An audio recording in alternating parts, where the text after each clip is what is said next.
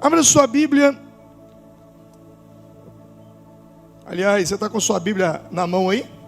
Diga comigo, essa é a minha Bíblia. Eu sou o que a minha Bíblia diz que eu sou. Eu tenho o que a minha Bíblia diz que eu tenho.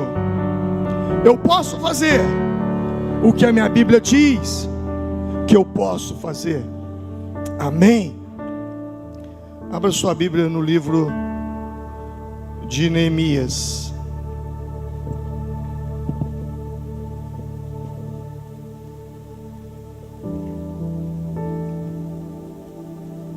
Neemias, capítulo de número 6.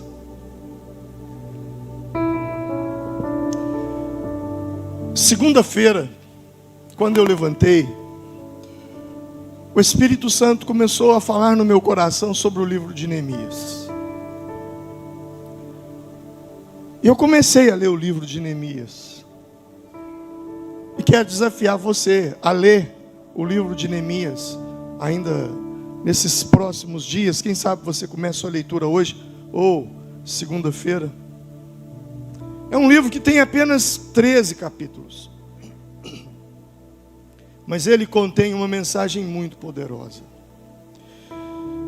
E o capítulo 6 falou forte comigo, e principalmente sobre esse ponto: 52 dias para reconstruir a sua vida. E você vai entender porque quando nós fizermos a leitura. Capítulo 6, versículo de número 1 a seguir. Quando Sambalate, Tobias, Gesem, o árabe, e o restante de nossos inimigos souberam que eu havia reconstruído o muro, e que não havia ficado nenhuma brecha, embora até então eu ainda não tivesse colocado as portas nos seus lugares, Sambalate e Gesem mandaram-me a seguinte mensagem: venha, vamos nos encontrar num dos povoados da planície de Ono. Eles, contudo, estavam tramando fazer-me mal. Por isso, enviei-lhes mensageiros com estas respostas: estou executando um grande projeto e não posso descer. Por que parar a obra para ir encontrar-me com vocês? Eles me mandaram 4 vezes a mesma mensagem, e todas as vezes lhes dei a mesma resposta. Então, na 5ª vez, Sambalate mandou-me um dos seus homens de confiança com a mesma mensagem. Ele tinha na mão uma carta aberta e que estava escrito: dizem entre as nações, e Gesem diz que é verdade, que você e os judeus estão tramando uma revolta e que por isso estão reconstruindo o muro.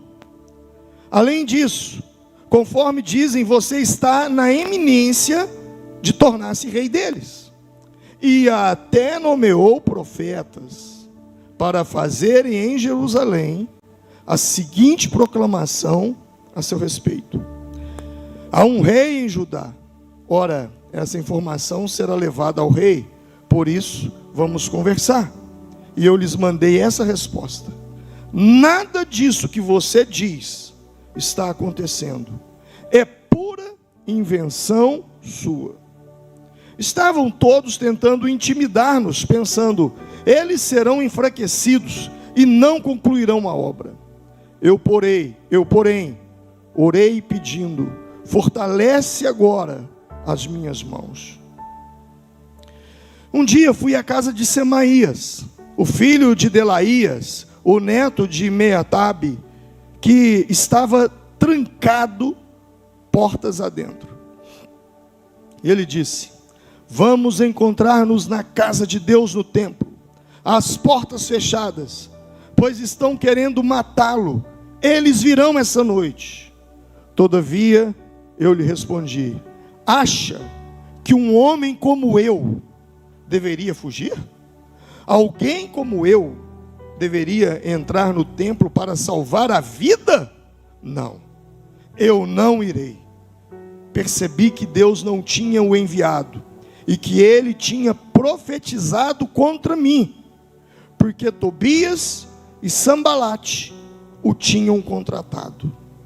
Ele tinha sido pago para me intimidar, a fim de que eu cometesse um pecado, agindo daquela maneira. E então eles poderiam difamar-me e desacreditar-me. Lembra-te do que fizeram Tobias e Sambalate, meu Deus. Lembra-te também da profetisa Noádia e do restante dos profetas que estão tentando me intimidar. O muro ficou pronto no 25º dia de Elul, em 52 dias. Quando todos os nossos inimigos souberam disso, todas as nações vizinhas ficaram atemorizadas e com orgulho ferido, pois perceberam que essa obra havia sido executada com a ajuda do nosso Deus. Amém. Amém. 52 dias. Hoje é que dia do mês? 7. Dia 10, quarta-feira. A partir do dia 10, dia 9 para o dia 10, faltarão 52 dias para terminar o ano. O que você precisa reconstruir em sua vida? Que área da sua vida que está abalada? Que área da sua vida que está destruída, que está caída? Que área da sua vida que tem mexido com você? Que área da sua vida que tem te incomodado? E que você não está feliz com essa área e você está dizendo para si mesmo: eu preciso mexer nessa área. Eu não posso virar o ano com a minha vida nessa situação. Eu quero lançar um desafio aqui hoje, nessa manhã. 52 dias para você reconstruir a área da sua vida que está derrubada. E pela Bíblia, é possível. É possível. Neemias, ele era copeiro do rei. Esse texto foi escrito já no período pós-babilônico, quando eles estavam já retornando da Babilônia, 70 anos de exílio. E agora, Neemias estava muito bem de vida. Ele, embora judeu, embora escravo, mas ele ganhou a confiança do rei. Ele estava no palácio, ele servia no palácio. Ele era um homem da alta confiança do rei. Ele era um homem que vivia próximo ao rei.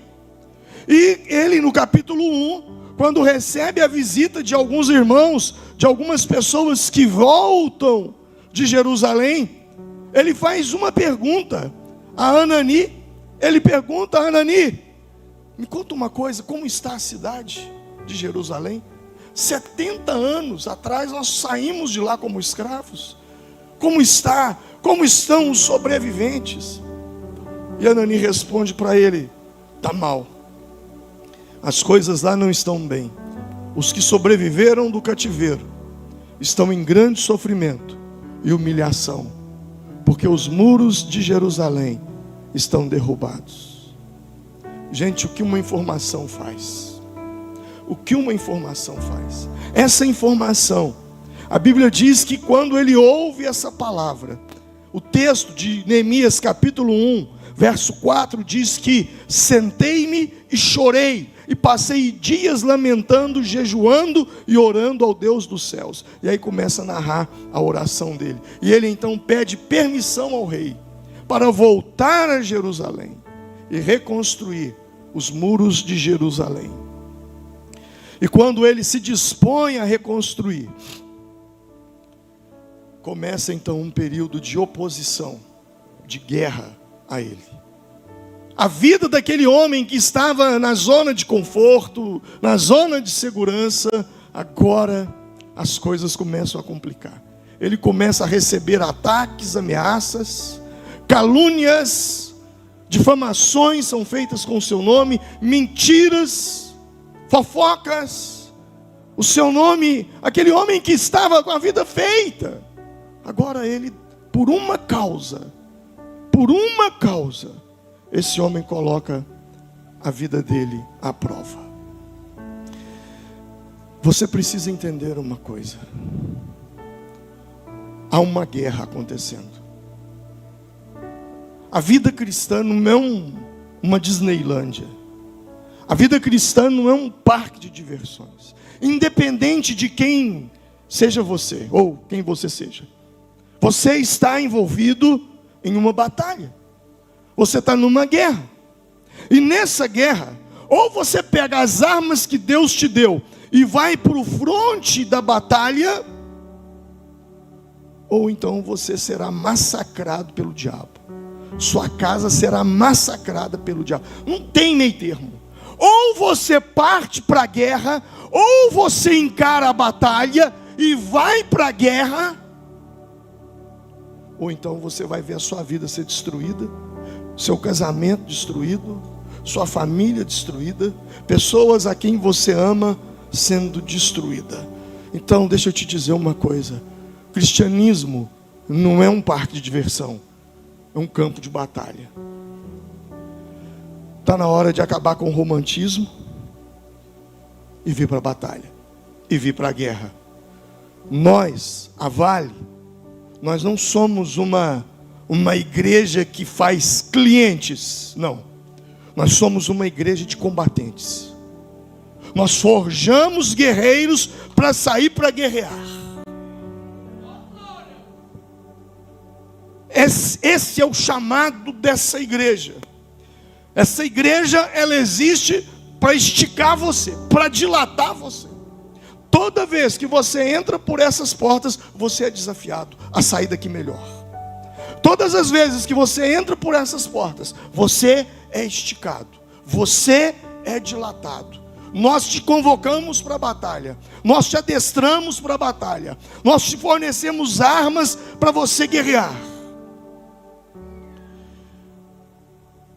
Porém, todo avanço que você fizer na sua vida, e é por isso que nós te fortalecemos, é por isso que nós te adestramos, é por isso que nós te treinamos, é por isso que nós te esticamos, dilatamos, porque nós temos a ciência, o conhecimento de que todo avanço que você fizer na sua vida será resistido.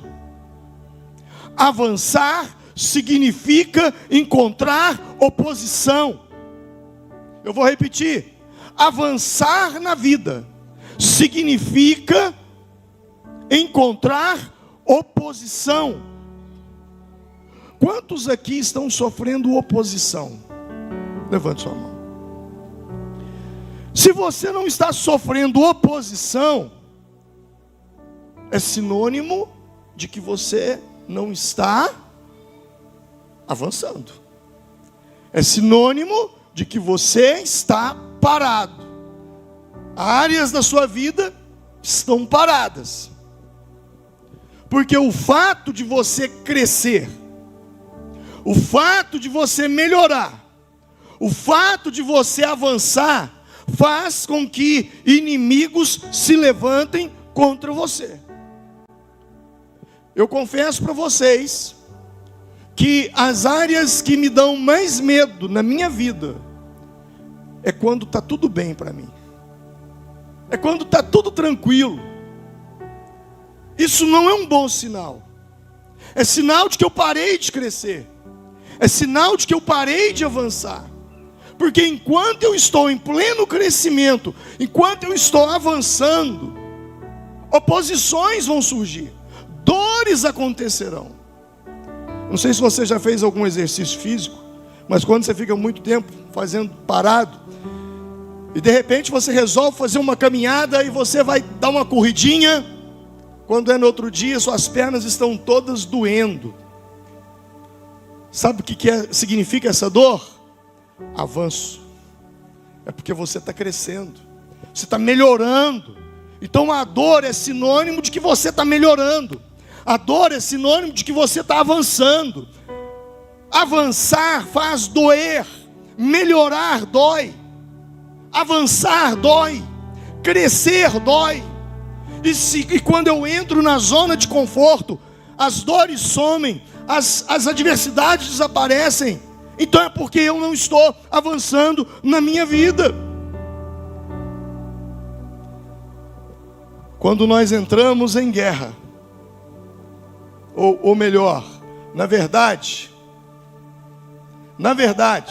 nós entramos em guerra quando nós decidimos fazer o que é certo.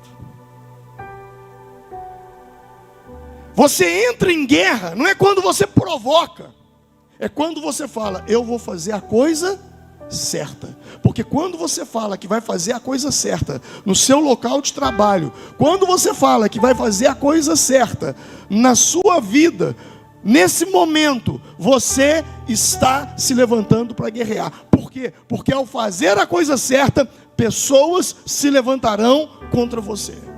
Haverá resistência. Há pessoas que dizem assim, pastor, quando eu estava no mundo, eu não passava essas lutas que agora eu passo.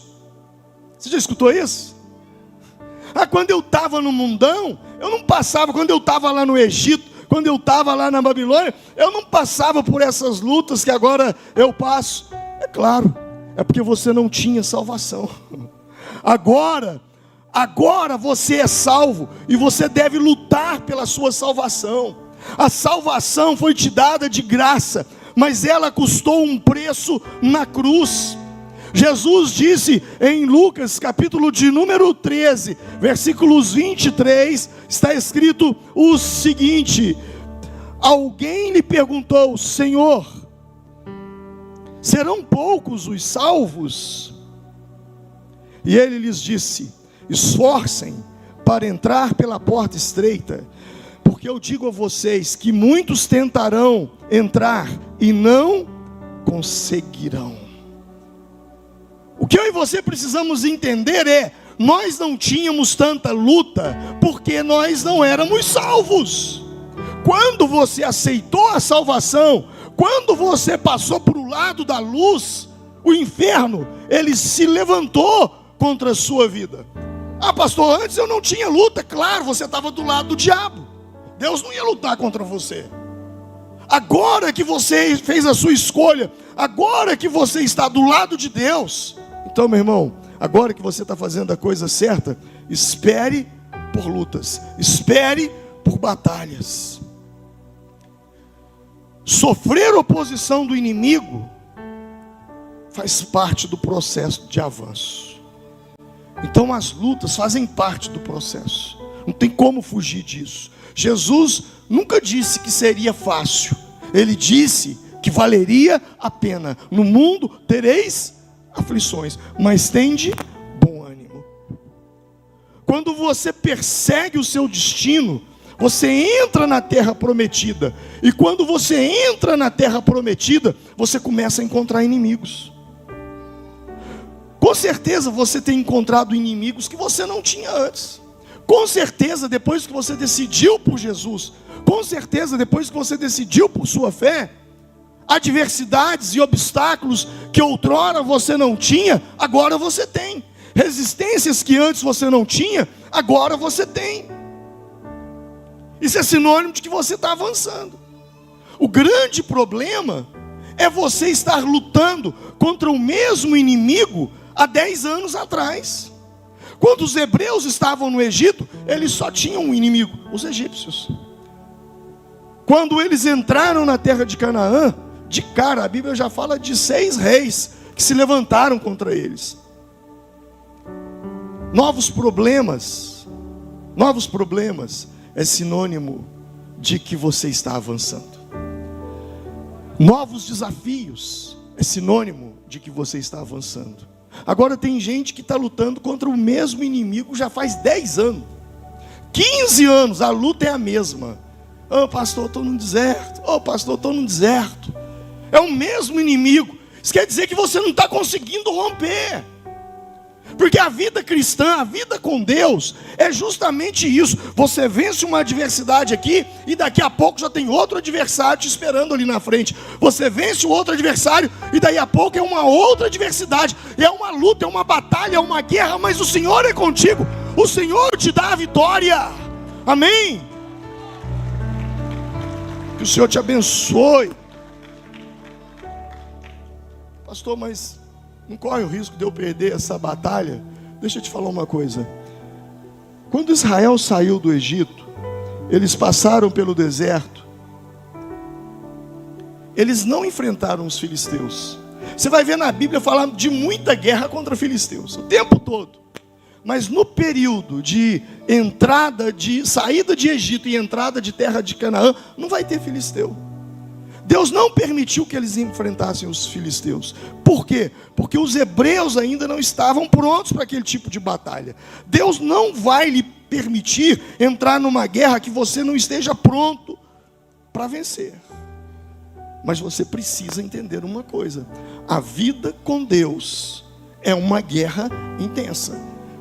Você vence uma batalha, imediatamente surge outra. Um dia alguém me perguntou assim: a que você compara a vida cristã, pastor? Eu falei: igual o serviço de mulher na cozinha, nunca acaba. Ela vence o café da manhã, arruma, daí a pouco já tem o almoço para fazer e um monte de louça para lavar. Aí ela vence o almoço, já vem a janta. Vence a janta, você nunca consegue, nunca que para. Mas se você resolver parar e falar: eu não vou arrumar mais a cozinha, o que vai virar a sua casa? Uma bagunça. Então a vida com Deus é assim, não dá para desistir de lutar. Você precisa entender isso. E você precisa estar pronto para os ataques do inimigo. A história de Neemias nos mostra a natureza dessa guerra. Para construir Jerusalém, ou reconstruir Jerusalém, Neemias enfrentou a perseguição. Neemias lutou contra a distração, contra a intimidação, contra a difamação, contra a infiltração. Em Neemias, no capítulo de número 2, no versículos de número 9 e versículo de número 10, a Bíblia nos diz o seguinte: com isso fui aos governadores do Trans-Eufrates e lhes entreguei as cartas ao rei. Acompanhou-me uma escolta de oficiais do exército e de cavaleiros que o rei enviou comigo. Sambalate, o horonita, e Tobias, o oficial amonita, ficaram muito irritados quando viram que havia gente interessada no bem dos israelitas. O que a Bíblia diz que aconteceu com eles, com esses pessoal aí? Eles ficaram o quê? Irritados. Por causa de quem? Porque quando alguém estava interessado em fazer o bem, o fato de você querer fazer o bem vai irritar pessoas.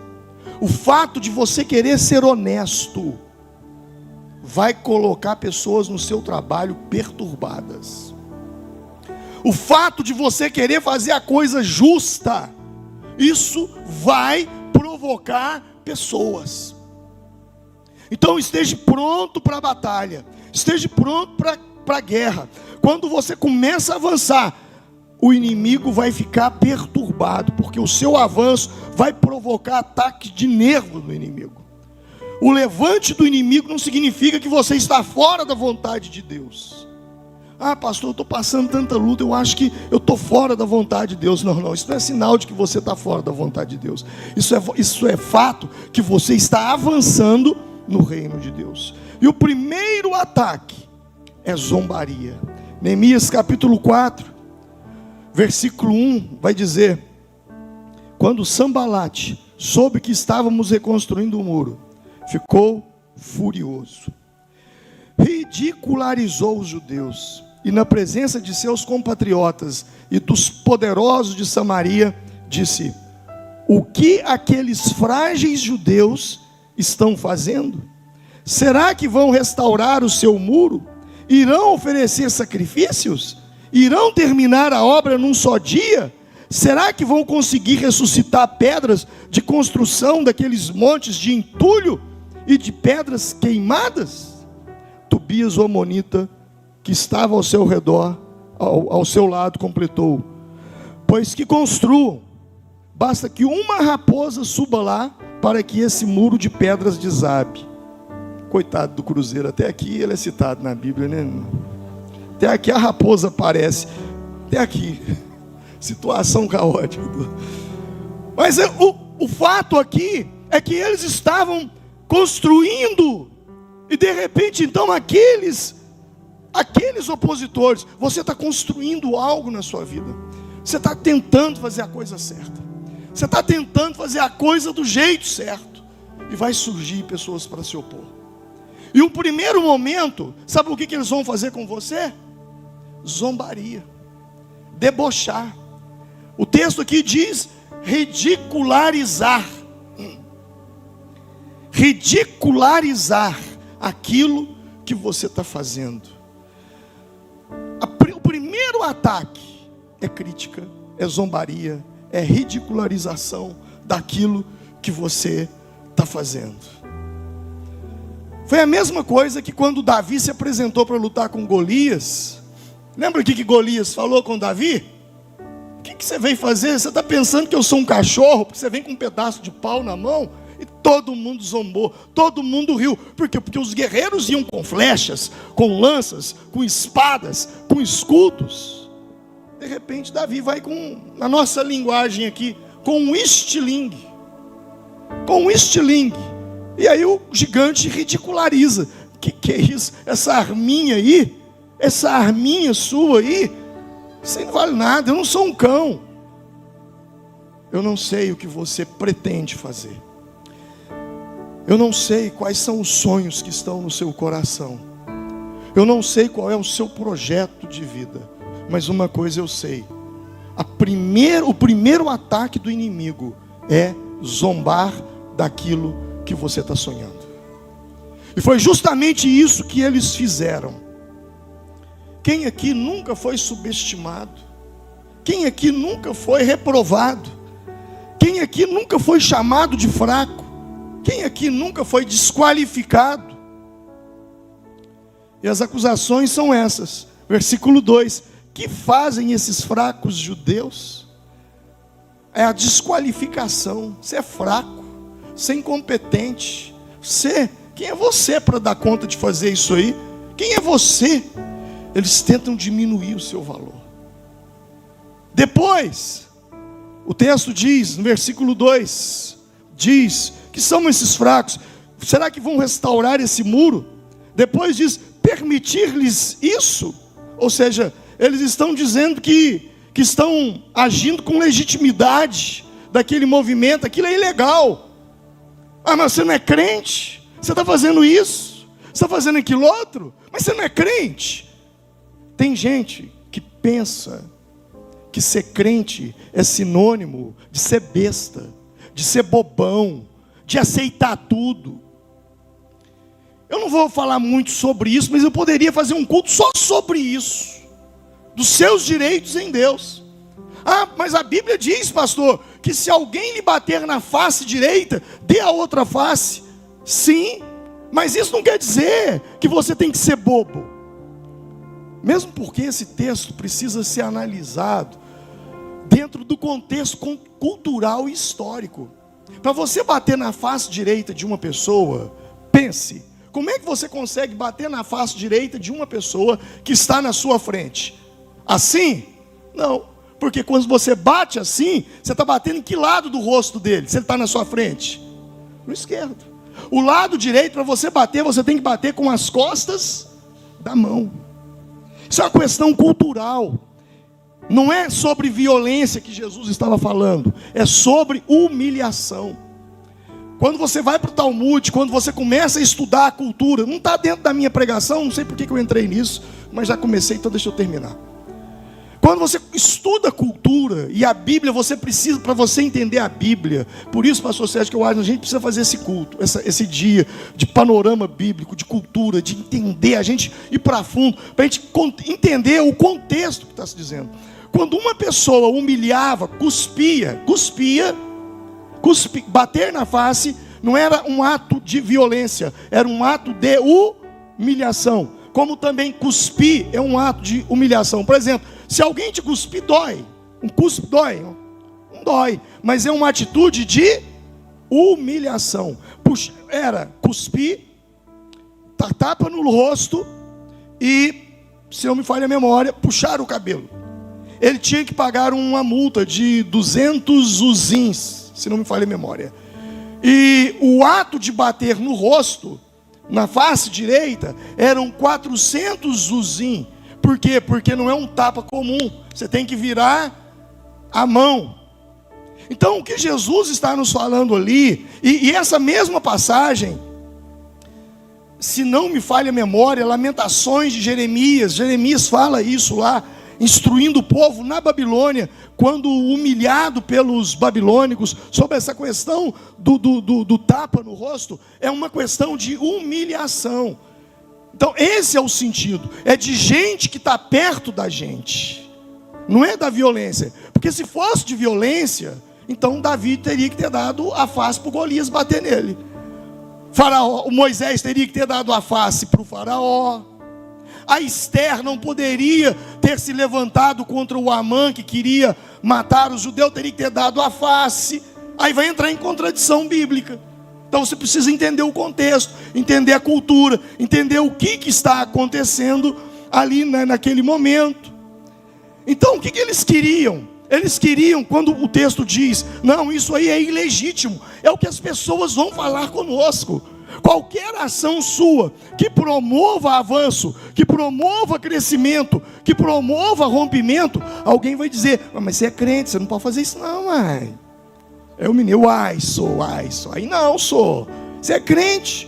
Meu irmão, se é justo, se é honesto, se é luz, o teu filtro é isso aqui. Está na palavra, vai lá e faz.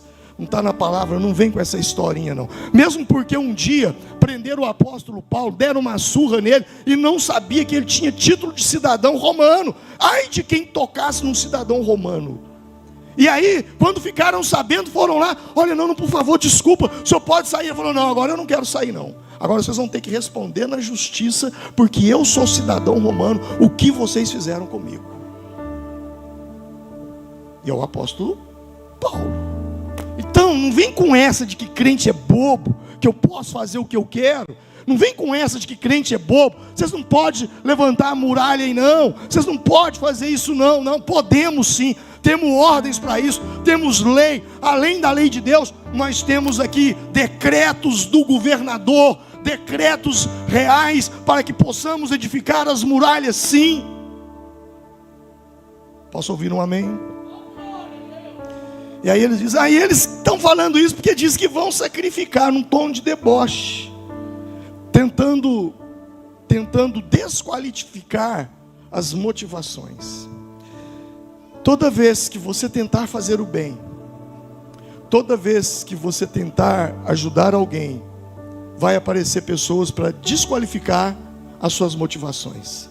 Que é isso? Fulano está fazendo isso aí? É porque está pensando em outra coisa. Você já ouviu isso? Fulano está te ajudando? O que é isso? Tem segundas intenções nisso aí. Sabe, é o tipo de gente, as oposições, elas vão tentar fazer isso. Por quê? E eles não estão errados não de falar isso não. Sabe por quê? Porque eles julgam segundo o caráter deles, porque é assim que funciona. Eu julgo baseado no meu caráter. Se eu roubo, eu acho que alguém está tentando me roubar. Se eu sou um mentiroso, eu acho que a pessoa está tentando mentir para mim. Se eu sou o tipo de homem que fico mexendo com mulher na rua, então eu tenho que ter um ciúme do tamanho desse prédio da minha mulher, porque eu também imagino que ela faz isso. Por quê? Porque eu julgo as pessoas baseado em quem eu sou, baseado no meu caráter. Você mede os outros a partir de você. Por isso, quando José fala de João, eu sei muito mais sobre José do que sobre João. Entendeu? Quando José vem fazer uma fofoca para mim do João, o que ele está falando não é o que eu sei sobre João. Na verdade, eu sei é sobre o José, que ele é um fofoqueiro. Quando alguém fala do outro, eu não conheci o coração do outro, mas eu conheci o coração daquele que falou, porque ele está abrindo o coração. Neemias, ele responde a esses ataques.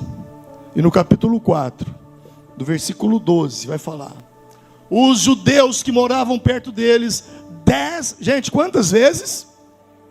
Você está vendo que o inimigo, ele insiste. 10 vezes nos preveniram: para onde quer que vocês se virarem, saibam que seremos atacados de todos os lados. Eles precisaram exortar 10 vezes: tomem cuidado, tomem cuidado. Por isso, posicionei, diga comigo, posicionei alguns do povo atrás dos pontos mais baixos do muro, nos lugares abertos, divididos por famílias, armados de espadas, lanças e arcos. Não, o crente é bobo, o crente não pode pegar na espada, na lança, no arco, não. Fiz uma rápida inspeção e imediatamente disse aos nobres, aos oficiais e ao restante do povo: não tenham medo deles, lembrem-se de que o Senhor é grande e temível, e lutem por seus irmãos, por seus filhos, por suas filhas, por suas mulheres e por suas causas. Amém? Lute, lute, essa é a palavra. Você precisa ter uma causa. Alguém disse que quem não tem uma causa pela qual morrer, também não tem uma causa para permanecer vivo. Esse texto, Neemias diz: segundo eu os posicionei, divididos por famílias. Diga comigo, divididos por famílias. E as famílias estavam o quê? Armadas de espadas, lanças e arcos. Numa linguagem naval, se o Neemias, se essa batalha tivesse acontecendo conosco, a vale, e se eu fosse o Neemias, e eu fosse escrever esse texto, eu estaria escrevendo: por isso os posicionei alguns do povo atrás dos pontos mais baixos, dos lugares abertos, divididos por células.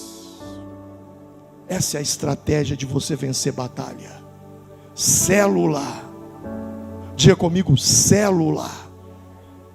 Porque a célula é a família. Não fique fora das células. Nossas células estão voltando com tudo. E no pouquinho de tempo que voltou, nós já batizamos 30 pessoas. Por isso o diabo detesta essa igreja. O diabo detesta as células. Ele quer acabar com as células. Não fique fora de célula, porque é na célula que você é empoderado. É na célula que você é armado para defender a sua família, a sua casa. Interessante que quando o inimigo ele não consegue, aí ele muda de estratégia. Primeiro ele critica, desdenha, ele não ameaça. Ele começou então agora a levar a sério. E aí no versículo 3, Neemias responde. Tobias Sanbalate, ele responde. Aliás, Tobias o amonita que estava ao seu redor completou: pois que construam, basta que uma raposa suba lá para que esse muro de pedras caia. Capítulo de número 6, aliás, capítulo 6, versículo 3.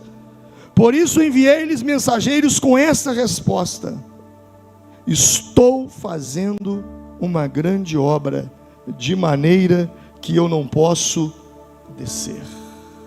Repita comigo: eu estou fazendo uma grande obra, de maneira que eu não posso descer.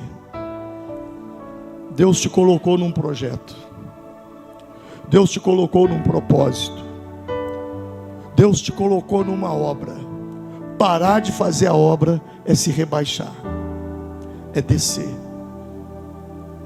Eu me lembro de um dia, foi uma lição que eu tomei para a minha vida, já faz uns 15 anos isso, eu nunca mais esqueci. Eu estava sofrendo uma perseguição que é muito comum.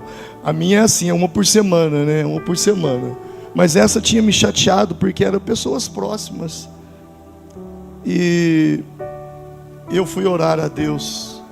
E o Senhor me deu uma palavra, eu escrevi na contracapa da minha Bíblia: se você te ocupas com pequenas coisas, é porque você não está preparado para as grandes que tenho para você. Se Neemias fosse escutar a cabeça de Sambalat, de Tobias, ele não estava qualificado para fazer o que Deus tem para ele. Deixa eu te falar uma coisa: gente que se ofende facilmente, Deus nunca vai colocar coisa grande e poderosa na mão dele. Por quê? Porque qualquer coisinha, mimimi, falou isso ou não falou. Tem gente que acha ruim de você falar. E você já viu que tem gente que acha ruim porque você não falou. Tem gente que acha ruim porque você não cumprimentou.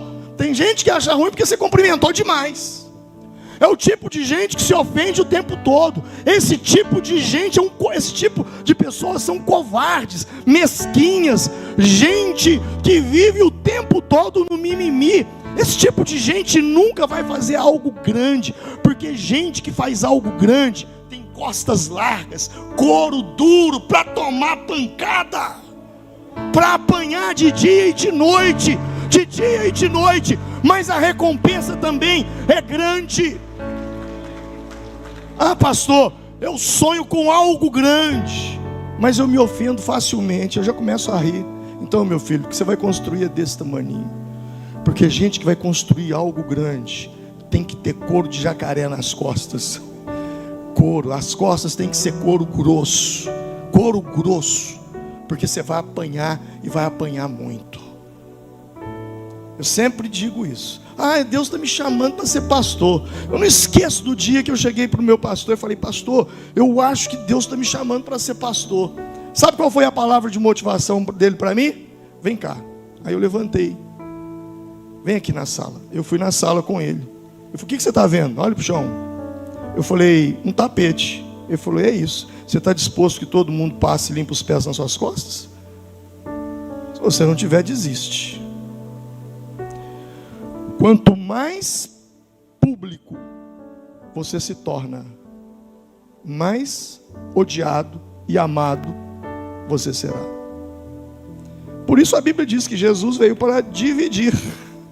Ele diz, eu não vim trazer paz, eu vim causar divisão. E causa mesmo. Por quê? Irmão, você já parou para pensar na gente aqui? Cada pessoa que se converte é um freguês que o tráfico perde. Já pensou o ódio que os traficantes têm de nós? Cada homem que se converte é um amante a menos. Você já parou para pensar no prejuízo que nós demos aos botecos? Você que está aqui, vamos pegar essa galerinha que está aqui, pegar todo mundo aqui, se juntar a quantidade de cerveja e cachaça que a gente bebia. Pronto, perderam essa clientela toda aqui, ó. Então, quando você faz o bem, tem gente que vai te detestar, tem gente que vai te odiar, porque tem gente que cresce com a desgraça dos outros. E justamente isso levanta esse tipo de situação. Agora, Neemias diz: eu estou fazendo uma grande obra. Então, o que o inimigo vai fazer? O inimigo tem uma contraproposta. Capítulo 6, versículo 2. Olha que interessante aí. Ele chama ele para onde? Sambalat e Gesem, então, mandaram dizer. Primeiro começou zombando, agora quer conversar. Porque viu que a crítica não derrubou, viu que Neemias tinha couro grosso. Vem e e congreguemos-nos juntamente nas aldeias, no vale de Ono. Vamos conversar lá no vale de Ono. O inimigo queria levar a batalha para o seu lugar de força. Deixa eu te dar uma dica aqui que a Bíblia nos ensina. Não caia nessa de aceitar o campo de batalha proposto pelo inimigo. Amém? O campo de batalha tem que ser o seu. Eu não sei se isso acontece aqui no Brasil. Os advogados aqui que estão aí, que me digam. Naqueles filmes americanos, quando alguém era preso, não sei se você lembra, a gente assistia isso na televisão, aí chegava preso lá e a pessoa fala, e ele fala: eu me recuso a falar, a não ser na presença dos meus. É assim, doutor Marco Aurélio? É assim que funciona também? Eu me recuso a falar, a não ser na presença dos meus advogados. Quando o inimigo quiser mudar o campo de batalha, você fala para ele assim: eu não posso. Primeiro eu preciso consultar o meu advogado. E 1 João nos fala: filhinhos, não pequeis, mas se todavia pecar, nós temos um advogado para com o Pai, Jesus Cristo, o justo. Ele é o nosso advogado. Então, quando o inimigo tentar mudar o campo de batalha, você diz para ele: espera, deixa eu conversar com o meu advogado ali. E tu, entrando no teu quarto, fecha a porta e fala ao teu pai que está em oculto. E o teu pai que te vê ocultamente, ele te recompensará publicamente. Não aceita mudança de campo de batalha, a menos que o Senhor diga para você: vá. Essa estratégia de mudar a batalha, ela é antiga, gente. Toda vez que os filisteus vinham guerrear contra Israel, o povo hebreu vinha com a arca da aliança, e o que acontecia? Venciam a batalha. Aí um dia os filisteus falaram assim: vamos mudar a estratégia de guerra. E aí convocou Israel para uma guerra. E lá estavam eles, entre as duas montanhas do vale de Elá, os filisteus posicionados e os hebreus posicionados, ambos ali com suas tropas prontos para a guerra. De repente desce um homem dentre os filisteus a um cavalo e vai até no vale de Elá, e desce outro de Israel. E aí vem a proposta: hoje nós queremos propor uma guerra diferente. Aí é que tipo de guerra? Uns, para que matar tanta gente? Lute um só de vocês contra um só nosso. O bobão do hebreu, claro, top. Negócio fechado, pode chamar que nós vamos chamar o nosso. Daí a pouco quem aparece?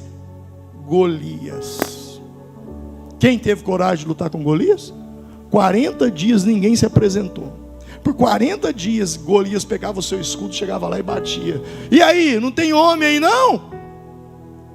Até que Deus levante o improvável, o menino, o que ninguém dava valor. Esses meninos são preciosos. Esses meninos que olham para o futuro, esses meninos que não vê Golias, esses meninos que ouvem a recompensa, gente que não foca no problema, gente que foca na solução. Como é que quem ganhar a batalha vai ter a casa isenta de impostos, vai casar com a filha do rei e ninguém quer? Não estou acreditando. Isso é coisa para mim, isso é de Deus, só eu vou lutar contra ele. Deixa eu te ensinar uma coisa: cuidado quando o inimigo tenta mudar o campo de batalha, quando o inimigo tenta mudar a estratégia de batalha. Paulo, escrevendo aos Efésios, ele fala dessa batalha, e ele diz: no demais, irmãos meus, fortalecei-vos no Senhor, capítulo 6, se não me engano, verso 10, e na força do seu poder. Lembra? Porque a nossa luta não é contra carne e sangue, mas contra principados e potestades, hostes espirituais da maldade nos lugares o quê? Celestiais.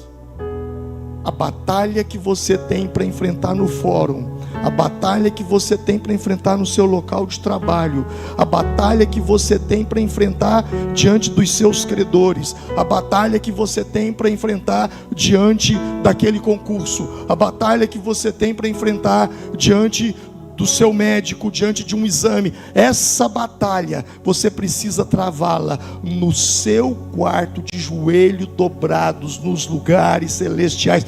Você desce o céu na terra, e é ali que você vence essa batalha. Mas se você é o tipo de crente que só ouve, mas não ora, não busca, não jejua, não consagra, não busca a Deus, suas batalhas serão batalhas ganhas, serão perdidas. Como a batalha de Ai, quando os hebreus derrubam a imensa Jericó, as imensas muralhas de Jericó. Agora eles ganharam uma batalha com uma população de mais de 100 mil habitantes. Agora vão lutar contra Ai, um arraialzinho, e eles perdem a batalha contra Ai. Alguém disse que o maior inimigo da sua próxima conquista foi o seu último sucesso. Porque o teu último sucesso te faz achar que você é muito bom. O teu último sucesso te faz achar que você não precisa orar mais. O teu último sucesso te faz achar que você não precisa se preparar, porque você já sabe tudo, que você é bom, você é o cara, você é o top. E é justamente aí que você cai. Um dia me perguntaram: pastor, quando vocês começaram a fazer encontro com Deus, qual foi o encontro com Deus mais difícil que vocês já fizeram? E eu respondi: foi dos últimos. Aí a pessoa assustada diz: oh, mas não foi dos primeiros? Eu falei: não, porque no primeiro encontro com Deus, nós botamos a igreja para jejuar e orar por 30 dias. Nós subimos no monte para orar e jejuar pelo encontro com Deus. E foi todo mundo de jejum para o encontro com Deus. Agora no último, a gente achou que sabia tudo. E aí na hora de levar lá a cruz, nós estávamos na cruz, o povo lá chorando, nós mandando mensagem no WhatsApp, conversando com os outros. Porque achávamos que já éramos bons naquilo que nós fazíamos. Cuidado, achar que já sabe tudo. Cuidado, achar que já está pronto. Outro dia eu falei sobre autoconfiança. Nós precisamos ser autoconfiantes, mas nós precisamos entender que nós dependemos de Deus. Tudo dele, procede dele. Tanto é que a nossa confiança, ela é alto, porque nós cremos naquele que habita em nós. E nele, todas as coisas nós podemos. Mas sem ele, nada podemos. O inimigo queria levar a batalha para um lugar de força. Então, meu irmão, não pare de fazer a obra para discutir com o inimigo. Ah, pastor, mas eu estou com a consciência pesada de mudar o lugar da batalha. Mas essa é uma estratégia dele, te fazer se sentir culpado. Existem algumas coisas que você vai ter que dizer não. Há ambientes que o que você disser não vai adiantar. Ei, pare de ficar se justificando. Pare de ficar se justificando. Porque os seus inimigos, tudo que você falar para o seu inimigo, não vai adiantar. Ele não quer saber. De todo jeito, meu irmão, se a tua professora é a tua inimiga, se ela te odeia, você pode estudar o tanto que for, que você vai tirar 0. Se ela for injusta, ou o seu professor for injusto, for do mal, e ele é o teu inimigo, você vai tirar 0. Ah, nós estamos vivendo uma época muito complicada. Muito complicada. Ah, pastor, tudo agora é racismo, tudo agora é homofobia, tudo não é tudo não. Depende de quem fala. Por exemplo, eu estava vendo outro dia uma matéria, um jornalista pegou uma foto do presidente Bolsonaro, botou o bigode de Hitler nele e disse assim: Bolsonaro se inspira em Hitler, que tem um cachorro preto por detrás. E era aquele deputado chamado Hélio Negão. Isso é racismo? Sim ou não? É racismo? Não. Depende de quem fala. Se fosse contra outra pessoa, era racismo. Sabe o que a justiça deu quando esse moço, Hélio Negão, esse deputado entrou na justiça? Sabe o que a justiça deferiu? Liberdade de expressão. Então crime não é mais crime. Depende de quem fala. Depende de quem fala. Ontem eu vi uma cena que me chamou a atenção. Eu vi uma briga de um gay com uma menina, mas briga mesmo, na pancada, porque o gay estava no banheiro da menina.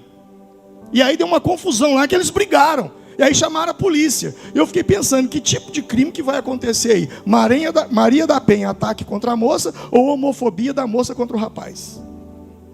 Vocês estão entendendo o que eles estão fazendo? A gente não está tendo mais... Não se sabe mais. Então agora não é a lei, depende de quem fala. Eu estava vendo outro dia aí aquele moço que joga na seleção de vôlei, né, aqui do Minas, atleta do Minas. Ele fez uma declaração contra aquela questão lá do Superman agora e tal. E aí vem um repórter da Globo lacrar. Só que esse repórter da Globo, alguns anos atrás, ele falou coisas muito piores. Mas porque ele é da Globo, então não é o que você fala, depende de quem fala. Está muito claro isso para nós. Esse é o mundo que nós estamos vivendo. Agora, deixa eu te falar uma coisa. Não se assuste. É necessário que isso aconteça. Por quê? Para que se cumpra as Escrituras. Sabe, irmãos, eu estou muito convicto, posso estar errado. Quando a Bíblia fala de anticristo, eu não acredito que o anticristo é uma pessoa. Eu acredito que o anticristo é um sistema. E quando você abre a Bíblia em João, a Bíblia diz que o anticristo já estava lá em João, lá nas epístolas, nas cartas de João. Então é um sistema anticristo. É um sistema que veio para transformar aquilo que é errado em certo, aquilo que é certo em errado. É o que nós temos daqui para frente. Se amanhã você vê um poste fazendo xixi no cachorro, não se assuste, faz parte.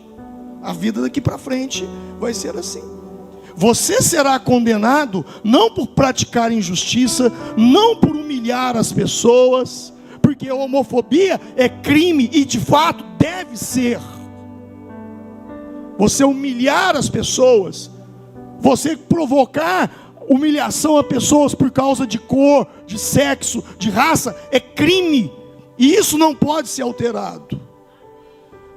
Mas vai chegar um momento que você vai ser condenado por dizer a verdade, por fazer as coisas corretas, da forma correta. E nós já estamos vivenciando isso. Nós já estamos vivendo. Se preparem. Aquilo que hoje é crime, chamado de pedofilia, nós não estamos muito longe. Isso vai deixar de ser crime. Está tudo caminhando. Não, porque é opção sexual. Então eu prefiro fazer sexo com bebê. O que tem? Eu quero. Nós estamos caminhando para isso. E a Bíblia diz que até agora há um que resiste. Quando a Bíblia fala do anticristo, lá em Tessalonicenses, a Bíblia fala que há um que resiste. E quem resiste hoje ainda na face da terra é a igreja de Jesus Cristo, que tem o Espírito Santo. Mas quando este for tirado, aí o ministério da iniquidade se apoderará de tudo.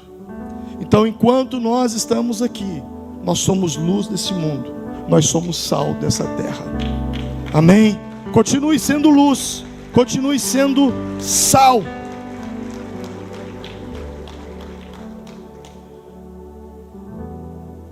Não saia da sua posição. Versículo 4, olha o que aconteceu. Eles me mandaram 4 vezes a mesma mensagem, e todas as vezes lhe dei a mesma resposta. O que me chama a atenção aqui é que o texto que nós lemos anteriormente, ele vai falar uma coisa muito interessante. Por isso posicionei. Diga comigo, por isso posicionei. Posição, não saia da posição. Não saia da sua posição. Eles tentaram 4 vezes tirar Neemias da sua posição. O inimigo fará de tudo para tirar da sua posição. O inimigo vai tentar te arrastar naquilo que ele é bom. E ele é bom em quê? Ele é bom na infâmia. Ele é bom em se fazer de vítima. Ele se faz de vítima para te acusar. Não, olha só, nós somos vítimas desse muro que eles estão tentando construir aí. E quando você responde a baixaria com baixaria, você se torna igual. Então fica na sua posição, não sai do posto.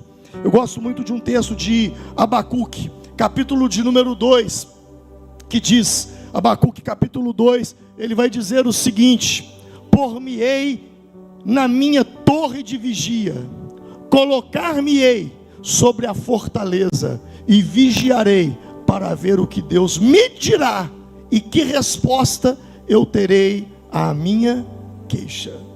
Por-me-ei na minha torre. Fica na posição, não saia do posto. Essa é a instrução. Não saia do posto, não saia da posição que Deus te colocou. As maiores tragédias na Bíblia aconteceram quando homens de Deus abandonaram a sua posição. Em 2 Samuel capítulo 11, o texto diz que Aconteceu que, tendo decorrido um ano, no tempo em que os reis saem à guerra, repita comigo, no tempo em que os reis saem à guerra, aonde os reis deveriam estar? Na onde? Na guerra. Enviou Davi e Joabe com ele os seus servos e a todo Israel, e eles destruíram os filhos de Amon e cercaram a Rabá. Porém Davi, o que Davi ficou? Ficou em... E sabe o que aconteceu? Ele viu a Batseba tomando banho de sol nua. Dali ele adulterou, dali ele provocou um homicídio. Por quê? Porque ele não estava aonde os reis deveriam estar. A posição, irmãos, não tem nada mais sério. Quando nós chegamos aqui e falamos, irmãos, vamos jejuar, entra com a gente. Vamos orar, entra com a gente. Nós vamos fazer uma conferência aqui, vamos trazer um pastor, uma pastora para abençoar a sua vida. Vem, porque quando você vem, quando você participa, você está na posição. O perigo vem é quando você não está na posição. Quando Davi estava no fronte da guerra, ele estava protegido. Mas quando ele sai da sua posição, ele fica desprotegido no palácio real. Ele estava mais protegido na frente da batalha do que no conforto do palácio, quando ele foi pego fora do seu propósito e fora do seu destino. Resultado: Davi, 3 filhos de Davi foram mortos por causa desse adultério. 3 filhos morreram. Uma filha foi estuprada pelo irmão. Um golpe de estado provocado pelo próprio filho. E muita dor e sofrimento. Homens e mulheres de Deus, líderes de célula, obreiros, obreiras, pastores, pastoras, quando vocês passam por batalhas, continue a batalhar. Você está mais protegido dentro da batalha do que quando você para de fazer a obra de Deus. Ah, pastor, eu estou passando muita luta, eu vou dar um tempo com a obra. Foi justamente isso que Davi deve ter falado. Eu estou passando muita luta, eu vou ficar no palácio. Você está muito mais protegido no meio da guerra do que fora dela. Permaneça no seu lugar, permaneça na sua posição. A Bíblia diz que Judas, ele saiu da sua posição e perdeu o seu lugar. Atos 1:20 vai dizer isso, que Judas perdeu o seu lugar. E essa expressão de Judas perdeu o lugar foi a mesma que o Judas, não o Judas mau, o Judas bom, da epístola de Judas no capítulo 1, escreve sobre os anjos que perderam a sua posição. É muito sério isso. E aí então ele vem com difamação. O inimigo, viu que Neemias não saía da sua posição, então ele partiu para a difamação. Nos versículos 5, 6 e 7, ele então começa a fazer acusações, faz uma carta aberta. E interessante, gente, que vocês analisar, todas as acusações que foram escritas na carta contra Neemias, era justamente o que Sanbalate e Tobias estavam fazendo. Olha, eles acusaram Neemias de contratar, que nomeou profetas para fazer em Jerusalém a seguinte proclamação. Tudo aquilo que eles escreveram, que Neemias, sobre Neemias, acusando Neemias, na verdade era o que eles estavam vivendo. Essa é uma estratégia do inimigo. Acuse-os daquilo que nós somos. Essa é a maior estratégia do inimigo. E nessa guerra cultural que nós estamos vivendo hoje, acuse-os daquilo que nós somos. Você vai ser acusado. Gente que pratica ódio vai te acusar, falando que você profere discurso de ódio. Porque essa é a maior estratégia do inimigo. Acusar o outro daquilo que eu sou. E foi justamente, gente, tudo que a gente vê acontecendo em 2021, há mais de 3.000 anos atrás, já é a mesma estratégia. Por isso Salomão disse, né? Não há nada de novo debaixo do sol. Interessante é que eles fazem uma carta aberta. Se fosse nos dias de hoje, o que seria essa carta aberta? Facebook, WhatsApp, Instagram. Vamos fazer uma carta para detonar eles. Vamos botar nas redes sociais. Eles atacam o líder. Por que eles não atacaram as pessoas que estavam construindo, mas atacaram Neemias? Por quê? Porque essa é outra estratégia de guerra. E Jesus nos falou sobre isso. Feriram o pastor, dispersaram-se as ovelhas. Ninguém vai destruir essa igreja atacando vocês. Eles vão destruir a igreja atacando a mim.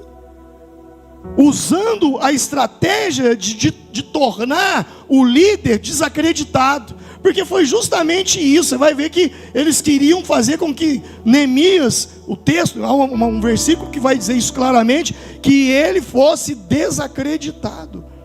Então quando você ataca o pastor, quando você acusa o pastor com mentiras, e a gente sabe como é que funciona a mentira.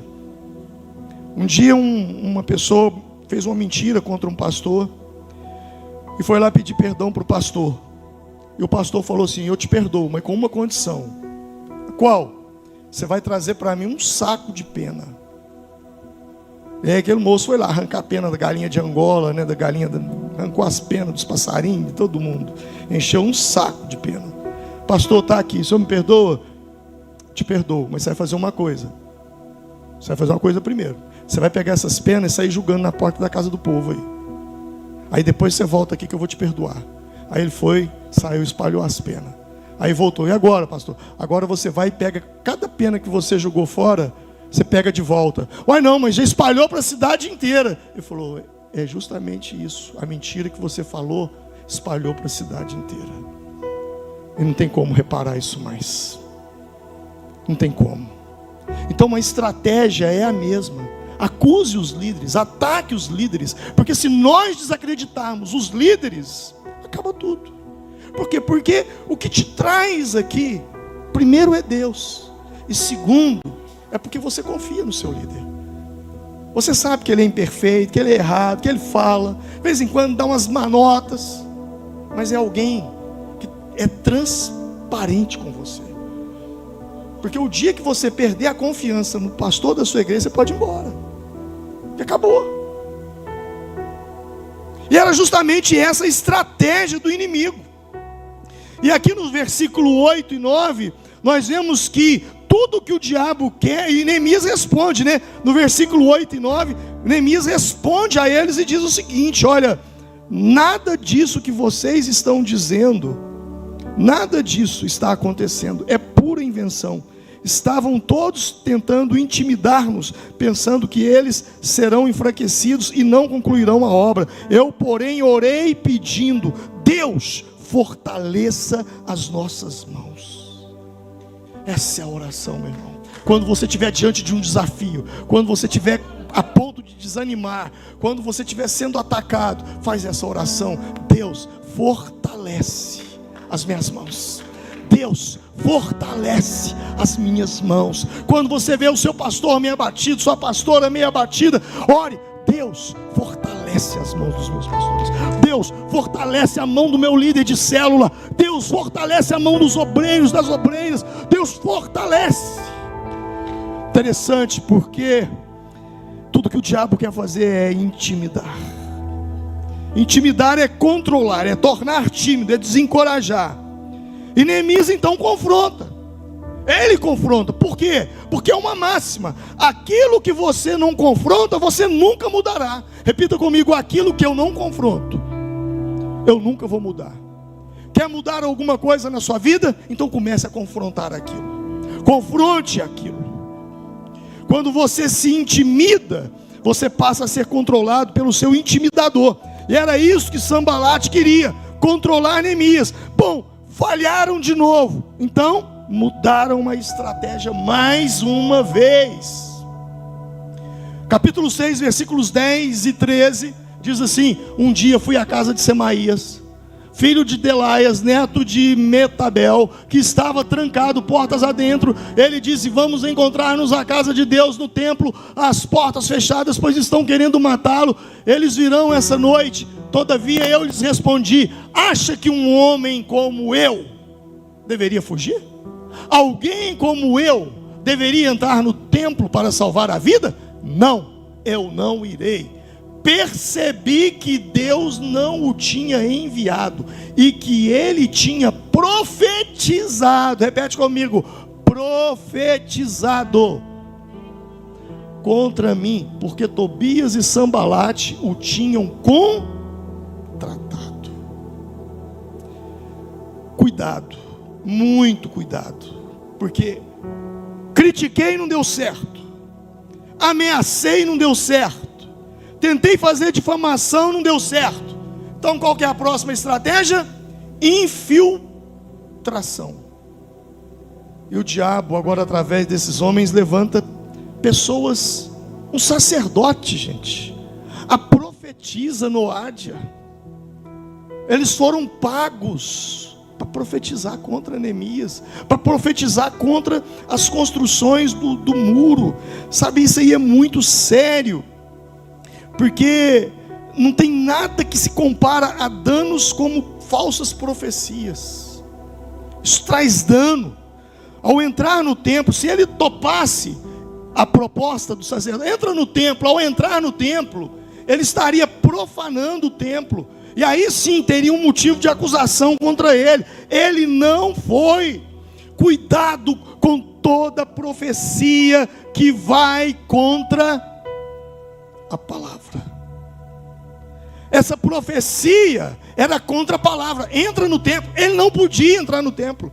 Ele não podia se esconder no Santo dos Santos. Preste atenção nisso. Embora o templo estava todo lá arruinado, mas ele não podia. Ouça isso. Toda palavra que você receber, seja de mim, dos pastores, de qualquer homem ou mulher que você respeita como sendo alguém que ama a Deus, mas que for contra a palavra, não aceite. Não aceite. Não é de Deus. E nós precisamos tomar muito cuidado, porque nós estamos vivendo uma época de muitas palavras que são contra Deus. Eis meu servo, largue a tua serva, a minha serva, e casa com a outra serva. Gente, já chegou gente para mim e diz: não, pastor, eu me divorciei da minha mulher e casei com a outra, e Deus colocou paz no meu coração, então eu estou em paz.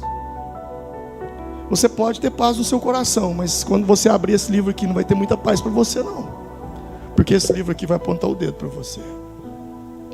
Você está entendendo? Cuidar dessas próprias profecias que você dá para você. Ah não, isso aqui é de Deus, porque eu estou em paz. Eu orei, Deus colocou paz no meu coração. Eu estou fazendo isso. Isso aqui, meu irmão, isso aí é errado, filho. Isso que você está fazendo está contra a palavra. Não, mas Deus falou no meu coração que eu estou certo. Você vai ter que decidir, ou a palavra ou o coração. E Jeremias diz o seguinte: enganoso é o coração mais do que todas as coisas, e perverso, quem o conhecerá? Se eu tiver que decidir entre o meu coração e a minha palavra, e a palavra de Deus, eu fico com a palavra. Se algum dia eu estou sentindo, mas a palavra diz que não, então o que vai prevalecer não é o que eu sinto, é o que está escrito. Porque é o que está escrito que prevalece. O que está escrito é o que é a palavra de Deus. Eu posso ser enganado pelos meus sentimentos, pelas minhas emoções, pelas minhas próprias conveniências, mas a palavra de Deus não mente. Então é ela que prevalece. Está de acordo com a palavra? Beleza. Não está de acordo com a palavra? Então está errado. E aí eu termino dizendo o seguinte: muito cuidado. Há uma frase, né? Hoje essa frase é a frase mais popular, né?